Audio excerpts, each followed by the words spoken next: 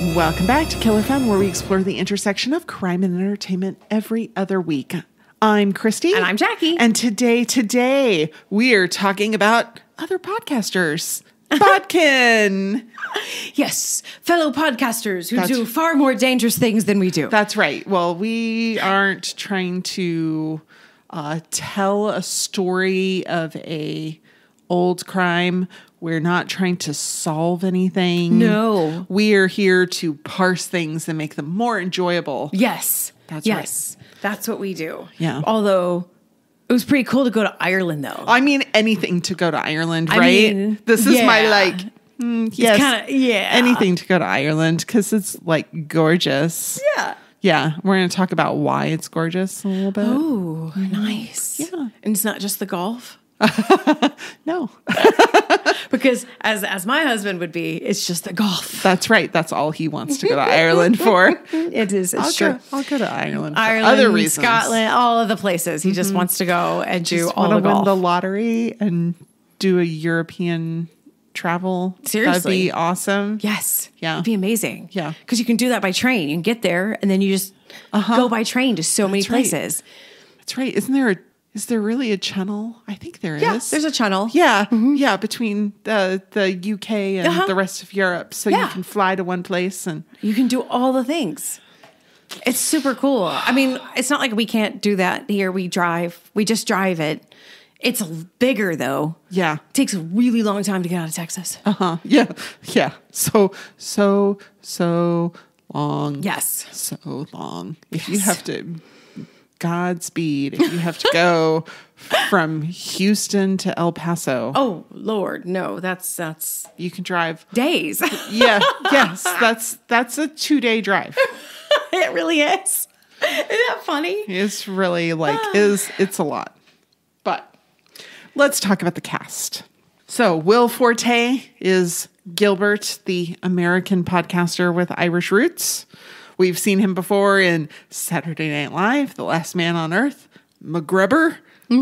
So funny. Siobhan Cullen is Dove, the investigative journalist. She's done mostly UK television. The Obituary, The Dry, Origin. These are things that I don't really know, but are popular in other places. Yeah, I haven't seen it.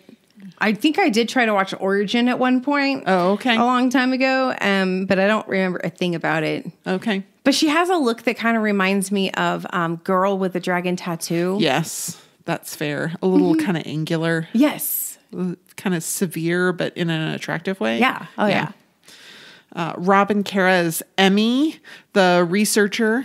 She's also done a lot of UK TV, Trying, The Rising. She was also in Dr. Jekyll with Susie Eddie Izzard. Yes. Which I'm like, oh, I should Eddie watch Izzard. that I because know. I haven't seen it and I love Eddie Izzard. David Wilmot is Seamus, the townsman. He looked very familiar to me. And then I realized he was in Fantastic Beasts and also a show that I just loved called Station 11. Oh, yeah. Oh. Yeah. So if he looks familiar to you, that's probably why. Because I think you watched Station 11 Yes, as well. we did. Yeah. And it's so good. Oh, yeah. Okay. Yeah.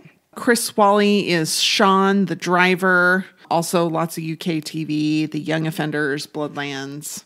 Yeah. I mean, this is a thriller and it's funny, but it's not really a comedy and is based on kind of takes some inspiration from popular podcasts like Serial and S-Town were named as the inspirations for a lot of the story. Yeah, it's kind of a conglomerate story. That's right. All right, recap. All right, go for it. Gilbert Power and research assistant Emmy, who is on loan from The Guardian, can't wait to visit Ireland. They are naively ready to chat up the locals about 3 long-missing residents of the tiny coastal town of Bodkin. They misunderstand tea etiquette and mispronounce Gaelic words left, right, and center. It's a good thing that Dove, who had to take a breather from her investigative journalism for The Guardian, is available. And she's Irish and can help with customs and sniffing out the real story of a seemingly cold case. As idyllic as the scenery might be, something sinister is just out of sight in Bodkin. Nice. Yeah. So I had thoughts. Okay. Christy's thoughts. So just to be clear, talking as much as Gilbert does isn't a uniform podcaster trait.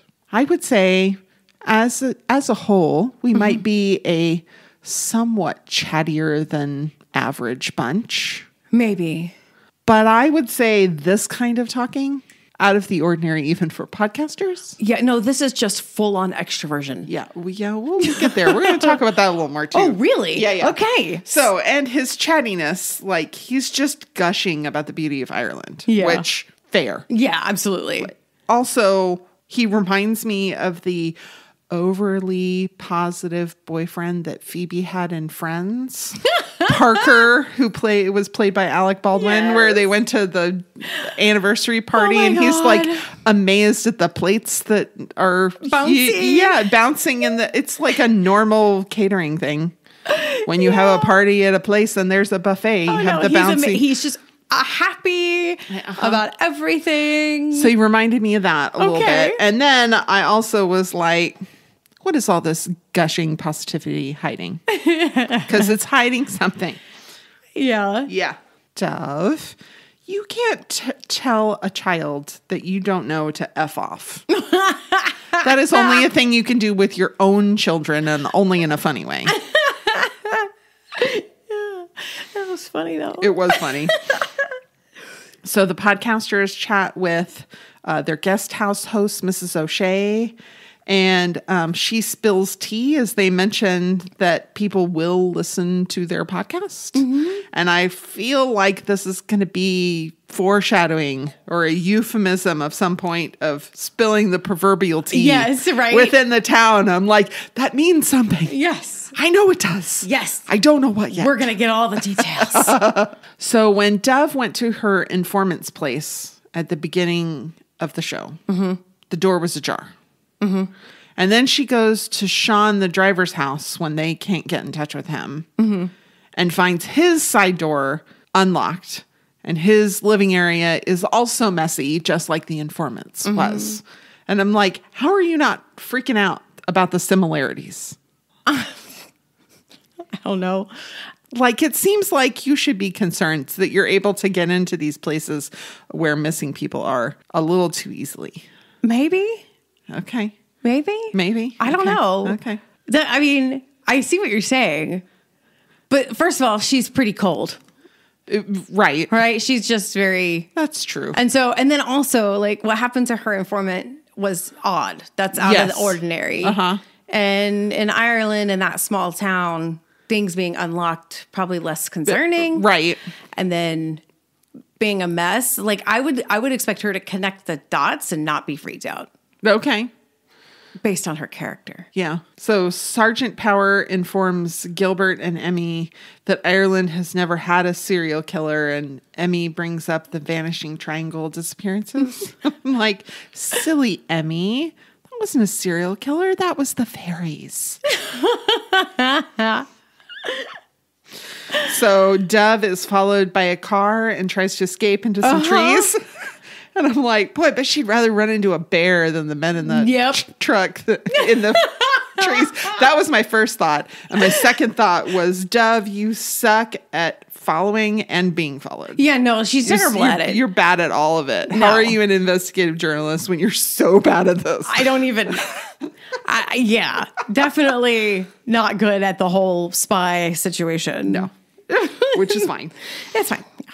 So resources, there really isn't much here because the mystery is just really first set up in this first episode. So there's not a lot. However, there are people keeping a lot of secrets about the people who went missing in Bodkin. So I thought we would do almost like a mini psychology break. Okay. Real quick, talking about secrets. Okay. Because there's helpful information here. That's okay. That's fair. Yes. Yeah. Okay. So Shondaland has a an article about the case for keeping secrets. So they reference that the studies that have been done about secret keeping say that the typical person has about 13 secrets at a time. Yeah. 8 of them are ones that we've shared with somebody else, and 5 of them are just for us. Just for us. And, it could be a life-changing moment that you're keeping to yourself. It could be just harmless fun.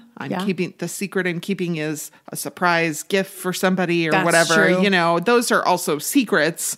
We tend to think of the secrets as bad things. Right. They may or may not be. But if you're keeping a lot of secrets, they can be a problem in your mental health situation. So whether they're a secret that you're keeping for somebody else or a secret you're keeping for yourself, and that we keep secrets because we think we're protecting ourselves or protecting somebody else or our reputation or somebody else's reputation or somebody else's feelings. These are a lot of the reasons why we keep them. And that if you ask kids, what's a secret? They say it's the thing you only tell your very best friends. Yeah. And then once we get to be teenagers, we start approaching it like adults, where we're like, this is something I should be ashamed of, and I should keep this to myself and be isolated with it. And that's really maybe not a great idea, especially if it's addiction or mental health or physical health, because you're really denying yourself the ability to get assistance. Yeah. Yeah. I mean, you don't have to suffer alone. And then there's, little secrets or little white lies that you might tell. Does my hair look okay? Is there time for anybody to fix the hair that definitely does not look okay? It looks fine. It looks, yeah. We tell little white lies to just keep things smooth. That's sometimes. Right. And then you have bigger ones, their example is somebody cheated on their partner, but they don't have it's not ongoing. They don't have any intention of doing it again. They didn't catch anything from it. I would probably tend to veer towards more transparency. Yeah. But that might be a personal decision to make. It could be. And you're justified in keeping a secret if it's maintaining a boundary with other people. And that's fine. And you shouldn't expect to share everything with everybody. No. Your secrets are just a private thing. Now, you should absolutely share it if it's causing you to be upset or affecting your emotional, physical, mental health in some way. You don't have to share it with the person that you're keeping it from. Not necessarily. You can share it with a therapist. You can share it with a friend. Yeah. Though you want to make sure that the friend you're sharing it with isn't going to be impacted by it. So maybe better to share it with a therapist. But, there's a lot of different aspects to that. And then Psychology Today has some suggestions about how to help with your mental state. If there's secret that you have, some things that you can do. If you don't feel like you can share it with anybody, write it down in a journal. Yeah. That's scary though. It is scary. Burn it. But it can help you explore your feelings. Yes. Lock it up, burn it, whatever. Burn it because, you don't want something to happen to you. Yeah. And then all of it to come out because somebody found your journal. Yeah. So you have to be careful with it because that is known to happen. Yeah. So. Yes. But it can really help you express it in some way. For real. Again, tell somebody who's not involved with the secret. You can tell a stranger in a bar. Yeah. Right. And that will make you feel better. Yeah. Because you've shared it with somebody, maybe gotten a little bit of advice. Yeah, maybe. It's fine. And then that person's not really impacted. They have now an interesting story to tell about right? the weirdo they met in the bar. In order to break the rumination cycle, try and focus on something more productive. Find other distractions that can help you focus on something else. Or work through it with listening to music or playing. You're just because you're an adult person doesn't mean you can't play. Yeah, for sure. Go ahead and do it. Fun is good. Yeah, fun is good. And, if you can, if somebody told you a secret or they're a part of the secret and you're able to, maybe talk to them about it. Talk to, more clarity so you can understand, why am I keeping this secret for you? Mm-hmm. What is important about this? Or those different things where you can just kind of talk to somebody else who understands it. Mm-hmm. Those are helpful things that you can do. Cool. And it may involve revealing the secret. Yeah. But it's okay. It's okay. It doesn't have to be the big scary thing. No, it doesn't have to be. We think of secret as like a big scary thing because a lot of secrets are secrets because they're big scary things. Uh-huh. So that makes sense. But, not all, fruit or bananas. Yeah. So, Exactly. And it may not be as big and scary as you think it would be, because evidently keeping the secret while you're talking to the person that you're keeping the secret from, not as stressful as you would think it would be. It's the anticipation of talking to them and worried that you're going to slip up and say something. Yep. That's actually the part that causes the anxiety and the issues with it. So yeah. Sometimes just do it. Just talk about it because unfortunately, it can affect our own affect in the conversation with somebody, especially if it's a secret that involves any kind of betrayal. Mm-hmm. That can be like the other person knows something's going on, but they don't know what because something's changed, and it's hard to put your finger on. But often it's like the affect that's necessary in order to constantly be thinking through the not saying the secret, right? Especially if it's a little fresh, Yeah, the more distance you get from it, the easier it gets. The easier it gets, which is why also then it can be hard. Yeah, then it can be even harder to broach the subject. Right. Yeah. So, and there's not a lot of good answers except, find a way to relieve yourself of it so that it doesn't poison you from the inside. Yes. So here's how it works. Christy wrecks her search history. Hey, an essay. We promise it's nothing more nefarious than a podcast. To find out what's true, some of the psychological motivations behind the characters' actions, and real-life applications that relate to our topic. I have no idea what Christy decided to look up. Could be the same thing that captured my curiosity or something I never thought of. Is it true? So the trailer claims that it was true. With a caveat. Yeah, with a caveat. So is it true? No, it's not really true. No. It's like a conglomerate of it's representative. That's right. It is. It's based on a true story overheard at a pub is what the trailer claims. But it is completely a work of fiction. And they actually worked really hard to make sure that they weren't depicting anything that could be construed as real. Yeah. Right. That's good. And that there's a possibility that it was a little bit based on something called the West Cork podcast, where they were exploring an unsolved murder in the Irish town of Skull. Mm-hmm. It's the inspiration. Oh, that's interesting. Wouldn't it be fun to go to Ireland and make the thing? But that's like where the similarities end. Yeah. Yeah. Well, but Bodkin, is it a real place? I don't think so. Okay. I didn't think so. Okay. It sounds like really close to a real place. The place sounds right, but the name doesn't. So I don't know, but I'm really terrible at geography. It is not a real place. Okay. A lot of it was filmed in a little teeny tiny fishing village called Union Hall. It's home to just 260 people. That was where a lot of the filming was done. There's also Wickwillow in Dublin. Okay. Yeah. But, yeah. The town's fictional, but the word bodkin means something. I don't know what it means. Okay. I did not look this up. Okay. So one of the definitions is a dagger. So it means like a knife. That's kind of an interesting thought. Or an ornamental hairpin, which is kind of similar. Pokey. Mm-hmm. And there was another pokey thing. Mm-hmm.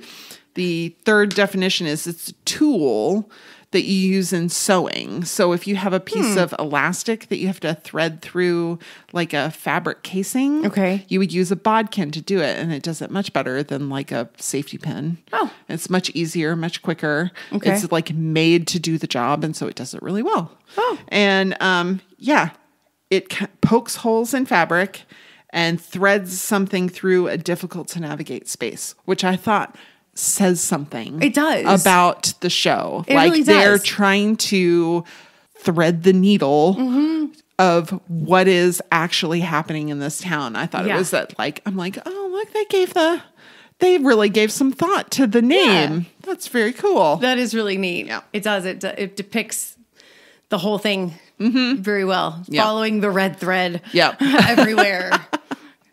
All right. Some of the places. Okay. The Muddy Farmer, the first tourist trap bar that they go to. I feel like that might be at least inspired by something very real. But I wasn't, these things, Yeah, it's hard to tell. So in Dublin, the Harbor Bar is where they filmed it. So they changed the name for the show, but it is an actual bar. It felt so you could real-ish. go. Right. Yeah. How about the Carnegie Library, where Dove goes to get the old map? I mean, all of this feels very real, but just change the name kind of thing. Yeah. But I don't know. So the Carnegie Library is actually the name of the library in Enniskerry, Wicklow. So, yeah. So that one actually is real. Wow. Yeah. Okay. How about Fagin's Bar, the towny bar? The local place. Yeah. I'm going to go with, real. Okay. I thought that one felt like the most real to me. And that's actually the only one that isn't. And actually what it is, they had an old general store. And they turned it in. Into this old bar. They did a really good job. Because I'm like, really good job. That's the one I want to go to. I know. That's definitely far more fun. Yes. All right. The Samhain Festival. Is it real? I think yes. Okay. Yes, that's real. Yes, it is. It's a very old Irish tradition. Earliest Irish literature that talks about Samhain is from the 9th century. It starts at sundown on October 31st and goes through sundown on November 1st. It's believed to be what's called a liminal or threshold festival, where the boundary between this world and the other world where the spirits reside is thin. It's a thin place. Yes. That's right. But instead of a thin place necessarily, it's a thin time. Yes. Yeah. And there is a tradition called mumming and guising, where people would dress up in costumes and go door to door to recite verses in exchange for food. This is where we get our trick-or-treating thing. This is where most of the Halloween traditions come from. They come from Irish and Scottish immigrants. Primarily, that's where we get it from. So it is it's not really correct to call it Irish Halloween. Yeah, but it is. But our Halloween traditions have taken some aspects of Samhain. Yeah, makes sense. Yeah, it kind of derived from, rooted in. Exactly. Sean claimed that Ireland was the tech capital of Europe. That seems weird to me. The tech capital of Europe? I think German engineering has you beat. Okay? All right? I just feel like, no. Yeah. So it's actually much more important of a tech hub than I realized. Okay. So it is, if you're a programmer, it is not listed in the top 5 places for you to have the best job prospects. However, they sometimes call Dublin the Silicon Valley of Europe. I have heard that, for startups and things like that. Or the Silicon Docks. Yeah. Yeah, because it's a lot of water. Yeah.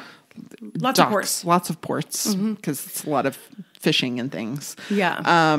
It is Ireland's main hub for sure. And alongside London, Berlin, a few others, Stockholm. Yeah. It is one of the top ones. So to call it the tech hub, not exactly, but not really that far off. So it is home to the European headquarters of Google, Meta, and Amazon. Okay. Wow. And since Brexit, it is the only fully English speaking country in the EU. Right, okay. So that does make it very attractive to the tech giants from North America. Yeah, that makes sense. That makes And sense. it's a very young population. So they also have a very large talent pool. Okay. So not exactly right, But not totally wrong. But not totally off. So one Bodkin resident, a Bodkinite? Bodkinian? Bodkinian. A Bodkiner? A Bodkiner. I like that one. Okay. Of course, we don't know what we've just said. Yeah. We spoke of Eddie Izzard. Ich bin ein Berliner, right? This is part of his little, yeah, that's one of his bits. Yeah. That's funny. So one of these Bodkin residents hypothesizes that the long missing trio from Samhain were taken by a rogue wave. I was like, are the Irish people really swimming a lot at the end of October? Ew. And is a rogue wave a real thing? A rogue wave? Yeah. Okay. I say yeah. Okay. Yeah. If you're on the coast, yeah, there can be some weird current happening. Sure. Yeah. Yes, though you wouldn't really get it at the coast very much. So they're surface waves, and they're really dangerous to ships and isolated structures like a lighthouse. And it is an open water phenomenon where the winds and the currents and just some physics come together to cause a far larger than average wave. And it happens way out. They wouldn't have been on the beach and been taken by this. No, not taken by it. It can cause some ripple waves, and cause some weird current. Or yes. it can be caused by a weird current that's happening that if you were on the beach, you might, I don't know, you might. But it would be it's out there. Right. Like you said, the lighthouse. That's kind of what I'm thinking about. You would have to be at a lighthouse or some sort. But they do have a lot of peninsulas, and I don't know how far they go, but you would have to be on something. Yeah, you'd have to be that's out there. You would have to next be to a large mainland. Yeah, you wouldn't have been at the festival. No. And been caught up in this. So but it is a thin place. It is a thin place. That's true. What if the rogue wave came from a different place? And rogue waves are different than tsunamis. Yeah, that's not the same thing. Yeah. Right. Tsunamis are caused usually by a shifting of the ocean floor. And in deep water, they're not a problem. It's not until they get close to shore. And these rogue waves they're just like a big wave out of nowhere in the middle of the water, up at the top. So yeah, it's different. It is a real thing though. Yeah, it's a real thing. I did not know. So Dove says that people blame the fairies because it's just a way of not thinking about the things that they don't want to think about. Yeah. So I was like, oh, what kind of fairies do they think there are, and how many are there? I mean, it would be delightful to have fairies. I mean, for real. I think. Would you like to guess how many types of fairies? 13. Oh, that's an excellent guess. There's only 5. Okay. Yeah. At least in Sanaor.com that has information about the fairy realm and things. So there are 5 types. The banshee, which is associated with impending death. Leprechaun, which is the one that we're probably most familiar with, where, he loves gold and fixes shoes. I didn't think of leprechauns being a fairy. No, I didn't either, but they're evidently in the fairy realm of the Irish I have to admit, when mythology. I think of fairy, all I can think of is the fairies in Labyrinth. Oh, okay. I think it's like Tinkerbell. Yeah, not totally dissimilar. Because in Labyrinth, she's all excited because of Tinkerbell. Right, and then they're not like that. No, they were mean, and one bit her. Yeah, fair. When she tried to catch it. I'd probably bite somebody if they tried to catch me too. Then there's the puka, which is a shape-shifting fairy known for its mischief that often appears as a black horse with fiery eyes, which one of the townspeople theorized that the 3 missing people from the Samhain festival went missing because they were attacked by horses. Yes, that's right. So when he says they were attacked by horses, he didn't really mean horses. He meant fairies. He's talking about the fairies. Then there's Doulahan, which are associated with death and darkness and are a headless horseman. Oh, okay. I'm like, oh, that's where that story comes from. That I makes didn't sense. realize that was, it makes sense that the Irish traditions are what gave us Halloween. And so we watched the headless horseman at Halloween. And then changelings. And changelings will trade out their children for human children. So they like steal human children and leave their fairy babies in their place.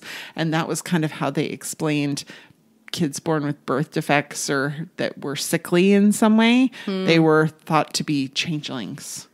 Oh, that's the movie. Yeah. That Angelina Jolie was in. Oh, interesting. Yeah, that's all based on the Irish tradition. Well, fairies aren't happy at all. No, they're mischievous and unkind.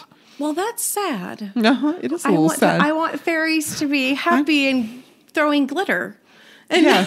Yeah. I want to clap for them to make them happy. Yes. Yes. Yeah. Interesting. They kept talking about how dangerous Chicago was. They're not wrong.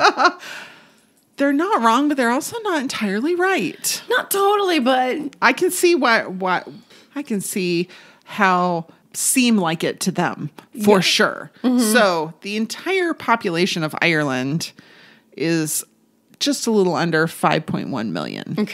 Okay. So it's a pretty small population. And the land area is about half of that of the state of Illinois. Okay. So where Chicago is located. Right. So yeah. I know you know that. I'm not that bad at geography. I know you're not. I know you're not. But if we have a listener from outside the U.S., Illinois is where Chicago is. Now, Chicago's population is just a little north of 2.7 million. And its area is less than 0.5% that of Illinois and less than 1% the size of the totality of Ireland. Okay, so you have about half as many people, more than half as many people living in a less than 1% size. And we know that population density has a lot to do with crime rates. So true. It just does. However, security.org put out at the beginning of this year some information about which U.S. cities are actually the most dangerous. Yeah. There's been a lot of that kind of, like those kind of reports are coming out right now, and it's been interesting to see a handful of them. So yeah. So now I think this is based on 2022 data because it usually lags about a year behind, and this came out in February of 2024. But the U.S. city with the highest rate of violent crime, once you adjust for the population, is actually Anniston, Alabama.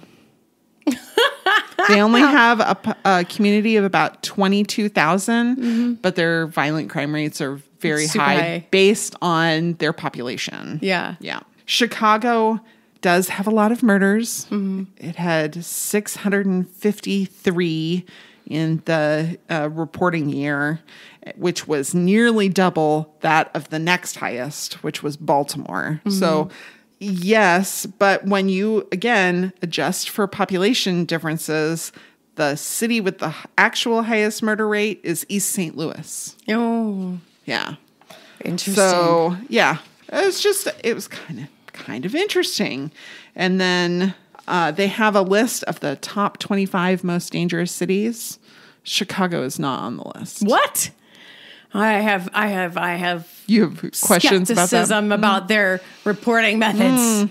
I have skepticism. Well, yeah. Because that's surprising. 25, and it's not on there. It's not on there. Is New York? No. Adjusted for population. So, like East St. Louis, Illinois, it has 926% more violent crimes than the average rate for the entire United States. That's like bananas. Yeah, exactly. That's the most dangerous one that they have. So Gilbert realizes that he has the same last name as the sergeant. Oh, yeah. And he's like, maybe we're related. And Emmy says that it's a kind of common last name. Yeah. He's like, really? So I was like, is it a common last name in Ireland? I have no idea. It is. It's one of the most common surnames in Ireland. Really? Yes. I would have never known. Ironically, it is from the Middle English word poor. No. Power comes from poor. Which I'm like, so instead of like Richard the Great, it would be Poor Richard. Yeah. I'm like, that's interesting. But that's much cooler common surname than like Smith or Jones or Williams or yeah. I'm like, that's cool. Okay, fine. Power, yeah. Yeah. The way to change it. Mm-hmm. That's right. Take control of it. That's right. All of the sources that we use to inform our discussion here on Killer Fun Podcast can be found on our social media. Join us on Facebook at Killer Fun Podcast, exploring the intersection of crime and entertainment. You can find us on Twitter at Killer Fun Pod, or you can send us an email at killerfunpodcast@gmail.com, and I'd be happy to share a link to whatever information you're looking for. We love to hear from you. You might learn a little something too. Psychology break. So Gilbert talks so much, and I wondered if this gave us insight into his personality. And excessive talking can definitely be just a trait of somebody who's very extroverted. Mm-hmm. Right? For sure. If they don't know that they're talking excessively, which I have not spent enough time in the show to know if he realizes that he talks excessively, it could be a sign of a mental health condition. Yeah, it could be ADHD. Yeah, that's definitely one of them, or anxiety disorders or personality disorders. More seriously, bipolar, schizophrenia, they might not realize, though those are also less common. So more commonly, you're going to have somebody with ADHD. Yeah. I have a friend who got diagnosed with ADHD. She was the only one who was surprised. Oh. Because she talks a lot. Yeah. She was like, we went to breakfast one day and she was like, so I went to the doctor and I'm like, She's like, you don't seem surprised. Why is nobody surprised? Why am I the only one who's surprised by this? Like, oh, honey, that's because you have the ADHD. You didn't know. You didn't know. It's fine. I mean, a lot of people do know something's up. So it's not surprising, especially when you read like a list of things and you're like, oh, sometimes that can be, but you have illuminating. So here's the thing though. Here's the thing with it. Okay. And here's my thing. Well, particularly with ADHD, and I know people are going to come at me for this. Okay. I stay skeptical of these diagnoses. Okay. Partly because not in every report, but there have been reports that really put ADHD as being diagnosed at a rate that's quite odd. Okay. Versus other countries. And it begs the question of cultural influences. Okay. And so ADHD, though, is a, quote, mental health disorder, right? Well, the way we diagnose is that you have to have some harmful dysfunction. Okay.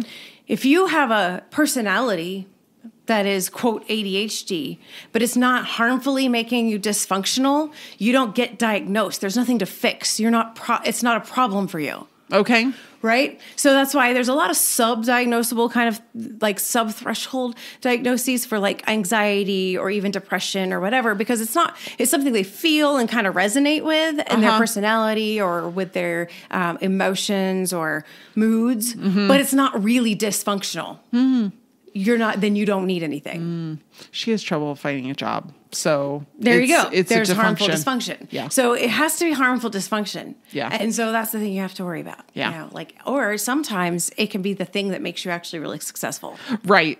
And so you have to weigh the balance. Yeah. Sometimes the dysfunction is makes you ultra functional. Yes. Yeah. Because sometimes we learn to function in our dysfunction, and this is not always a good thing. Most of the time, it's really not. But for certain individuals, certain career fields, works out all right. It works out all right. Yeah. Yeah. If you find yourself realizing that you have excessive talking, a good place to start is your healthcare provider. Because if you do have something more serious like bipolar, schizophrenia, maybe it's a medication. It'd be the right path for you. But you can self-manage some of these. And it's just a matter of being aware that you listen more than you speak, that you think of it like a game of tennis where you ask a question and you wait for somebody to answer before you provide your own experience or ask another question or whatever. Kind of think of it that way. You set a little mental timer for yourself where you're like, I'm not going to talk about incessantly about the thing that I want to talk about. I'm going to talk about it a little bit and I'm going to let the other person talk. Yeah.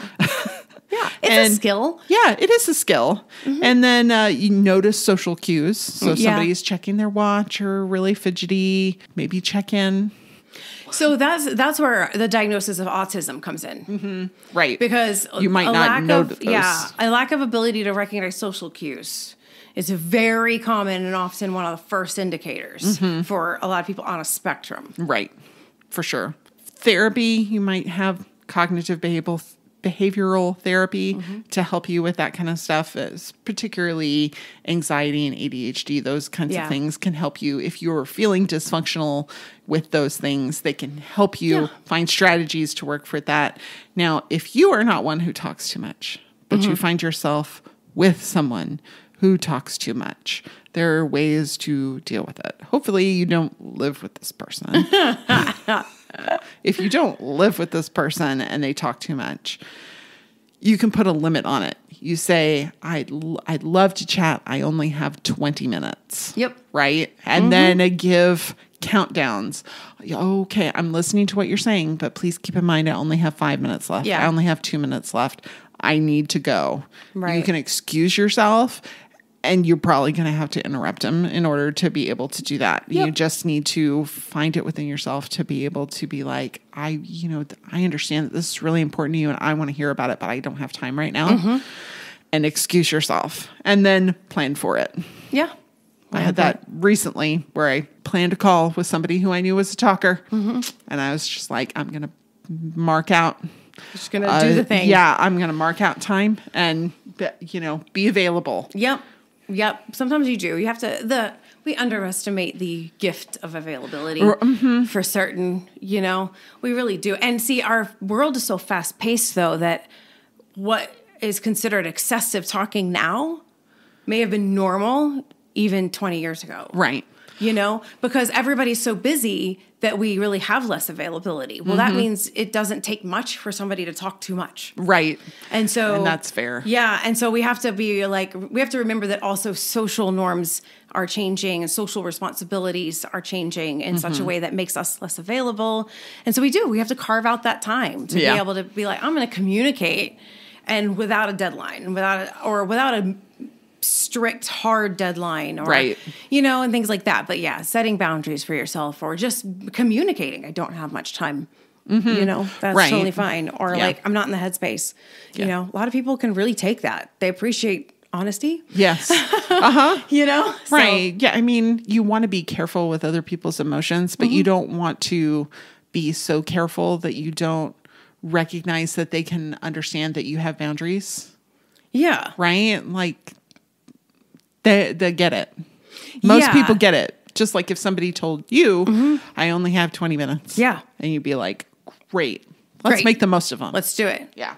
And I mean, there's some good research out there that shows that if you're in a bad place and, you're feeling low and you really want to talk to somebody, 8 minutes. Oh, that's all you need. That's what it takes to help somebody literally change their affect and change their feelings about it and to help them to move forward. 8 minutes. Aw. So that doesn't seem like too much time to. It doesn't. To devote to somebody that you care about. But I think we'd be surprised. Yeah. How a person could talk for 5 minutes and we're like, God, they talk so much. Right. Oh, man, are they? Or is this like raw rush? Well, that's good information to have because you can really just like check the clock.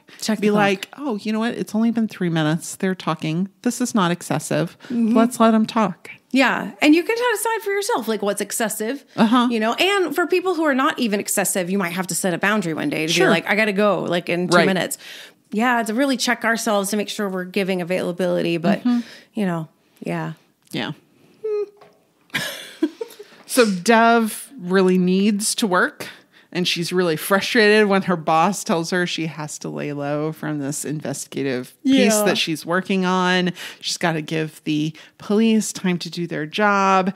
And humans really do crave meaningful work. Mm-hmm, definitely. Yeah. Psychology Today has an article by Benjamin Laker really talking about how important it is that once you've met your basic needs, your Maslow needs in their hierarchy, but once you've met your physical needs, self-actualization, which is often meaningful work, particularly in the US, is very high on the things that make us feel fulfilled. Oh, yeah, right. For sure. Psychologist Viktor Frankl wrote a book called Man's Search for Meaning.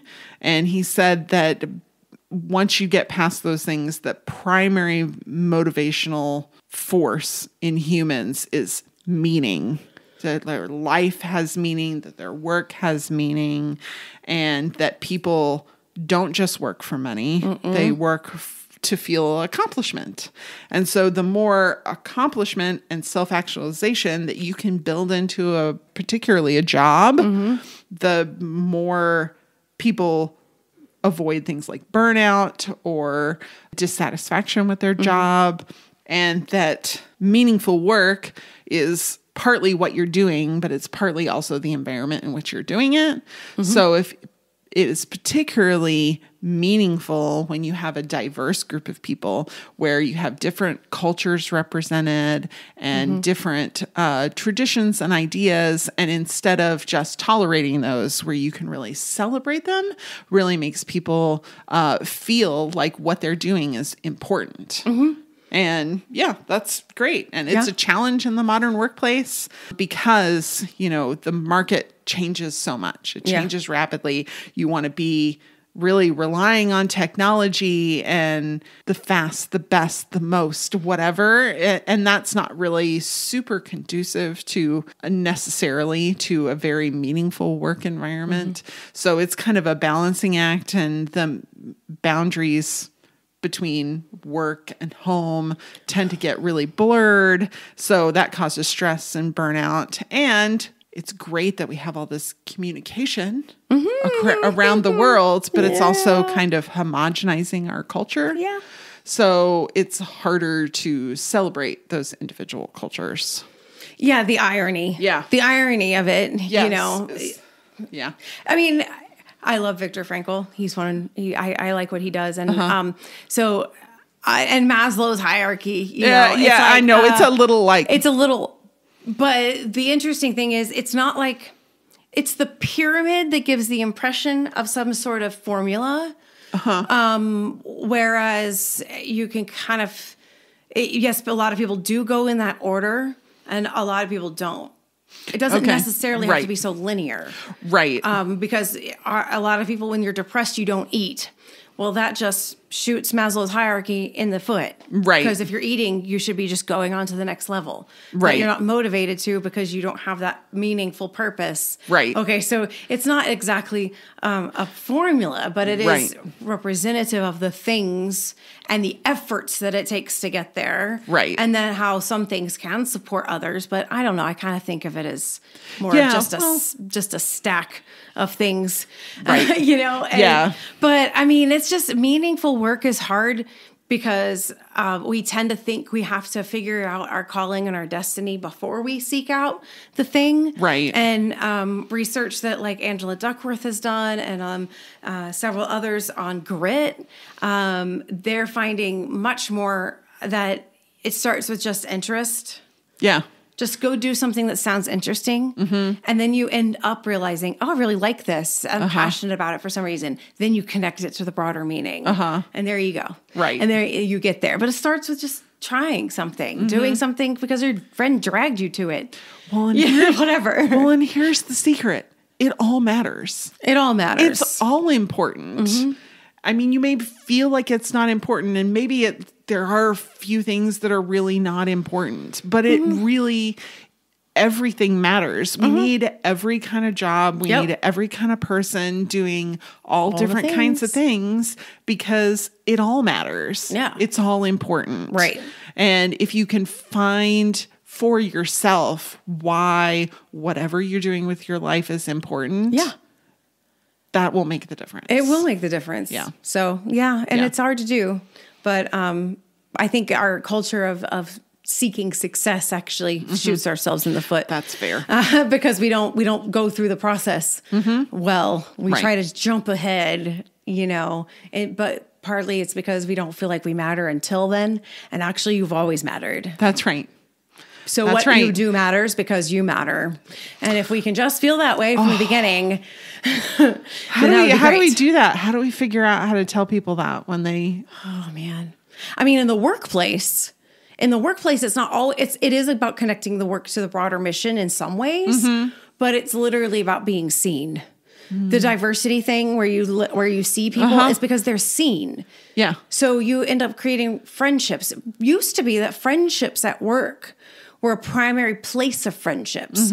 Now we have all this language that sounds a certain way, but isn't. Like the workplace, not all, some workplaces are, I will say this, but most workplaces are not a family. Right.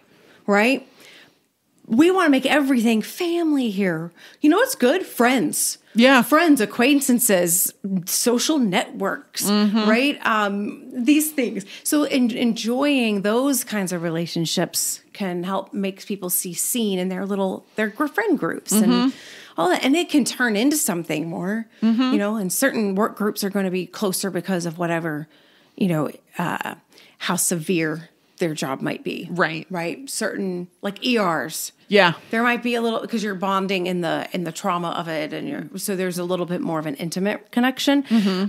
Those just as an example, but yeah. Yeah. Very cool. You matter. Yes. Real life. All right. So Gilbert has a Peabody Award, and I've heard of the Peabody Award before. I didn't really know what it was. Oh, you don't pay attention to it. No, much. I mean, like, if there's a sticker on a book or there's a sticker on something, I'm like, oh, look at that. Oh, hey, yeah. Or, Stephen Colbert says he won a Peabody Award. I'm like, yay. I don't know what that means, but you're happy about it. So good job. Yay. I know. So I finally looked it up. So it is an award for television, podcast, radio, and streaming media primarily. And they have a bunch of different categories: entertainment, documentary, news, podcast, radio, arts, children and youth, and public service programming. And what they're really trying to do is shine a light on quote unquote stories that matter, particularly that push for truth, social justice, and equity. They're really trying to help raise up voices that are saying something that matters. Yeah. Hey, how about that? That they're doing these things. Yeah. It's been around since 1941, and it was only for radio programming at that time. It's named for George Foster Peabody, who's from Georgia. Oh, yeah. How about that? He was a very successful investment banker and a social activist. He really pushed for women's suffrage, free trade, and Black education in the American South. And they named it for him after his death. Nice. Oh, well, there you go. Yeah. So tea is very much a part of Irish culture. Yeah. They talked a lot about the tea. So Lakes and Lattes has a blog post about Irish people and their tea drinking habits. They drink a lot of tea. Like, they drink tea like I drink coffee. 5 to 6 cups a day. Breakfast, 11sies. Afternoon, high tea, and evening tea. Yeah. Yeah. So I mean, I drink tea too, but it's iced tea. Yeah. Oh, I don't drink a lot of hot tea. Iced tea doesn't exist in Ireland. No, they'll look at you funny. Yeah, I do. It's an American thing. Yeah. I like some iced tea. Yeah. It's not uncommon for it to be served with milk and sugar already in it, but most of the time you're going to find it served alongside so you can dress it yourself. Yeah. And actually, interestingly, how you take your tea in Ireland has something to say about your socioeconomic background, and it might be different than you think. Okay. Because Mrs. O'Shea said that cream in your tea was like a special treat thing, right? So it makes it seem like, cream in your tea is only if you're rich. It's actually the opposite. Okay. Because the poorer areas of Ireland had china teacups that were not as good a quality. So they would put their cool milk in their teacup first. So when you poured the hot tea in, it was less likely to break your teacup. Okay. Because milk was cheaper than buying a new teacup. Okay. Wow. Yeah. So I thought that was interesting. That is interesting. You would think, okay, well, you have the money to buy the sugar and the milk, or, right. you know, I mean, not today necessarily, but like, right. you know, heritage. But that's interesting. Yeah. Less likely to break the teacup. Yeah. Which I didn't even think about. Yeah, me either. Maybe because, you know, if my mug breaks, there are plenty of other mugs in the cabinet. Yeah. But like, I think it is hard because I even fine china wouldn't break. Right. If it's fragile and whatever. Yeah, it might. If there's already a crack in it. If there's already a crack. It's gonna, So what kind of clothing should you pack if you're going to go to Ireland? A lot of hoodies. A lot of hoodies because they have what's called a temperate climate. Yeah. But it is a little cooler than what I would normally be used to. But most of their low temperatures, it rarely gets below 30 degrees Fahrenheit, but also rarely gets above 70 degrees Fahrenheit. It's very like in a small sort of area. And they did say in the show, all 4 seasons in one day. That's pretty normal because they do get a lot of rain, but it moves through very quickly. So you can get chilly weather and warmer weather and rainy weather all in one day. Snow is very rare. Thunderstorms are rare. So those sorts of maybe more severe weather occurrences would be out of the norm. Yeah, because it, like, okay, all 4 seasons in one day. And I'm like, you do not know what you are talking about. All 4 seasons in that's true. That's not different seasons. That's true because it's a span of 40 degrees. That's exactly right. Yeah. No. All 4. Yeah. I mean, and without severe weather, no. Well, I can remember when 1985 in San Antonio, Texas. Okay. I was in the backyard in shorts trudging through snow because it had snowed 2 days before and it was 85 degrees. I was literally in snow in the backyard in shorts. Yes. Like this happens here. Yeah. That kind of swing absolutely happens. Yeah.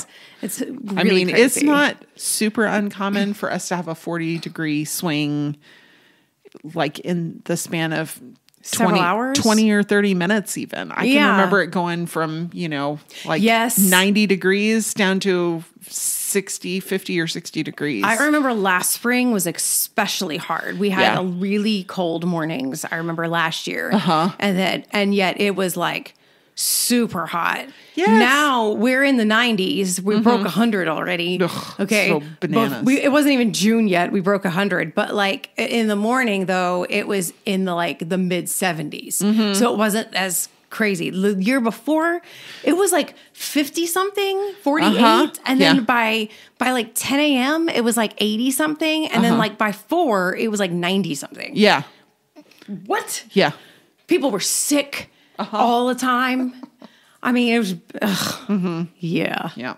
But why is it the Emerald Isle? Why is it so green? It's so beautiful. It's so beautiful. Well, it has this very temperate climate because it's the Gulf Stream and the North Atlantic Drift Current take warm air there. So even though its latitude is up pretty high because of where the Gulf Stream runs across it, is why it has such a temperate. That's interesting. Yeah. And so they get a lot of rain and the really mild temperatures, and they do get sunshine still. Yeah. Really is what causes the grasses and mosses to be able to grow so well. And that's why it's the Emerald Isle. We're jealous. That's right. So jealous of grass. So jealous. Man. No serial killers, eh? What about the vanishing triangle that was mentioned? Anything about it? Okay. So It's just referring to a particular area. Think of kind of the Bermuda Triangle. Yeah. Where there were a bunch of disappearances of Irish women and murders that remain unsolved today, all in this particular area, mostly from the late 80s to the late 90s. There's like a particular period in time where it happened more. And that's why they kind of are like, maybe it's the work of a serial killer or several serial killers. But because it's unsolved, these disappearances, despite the fact that the Garda really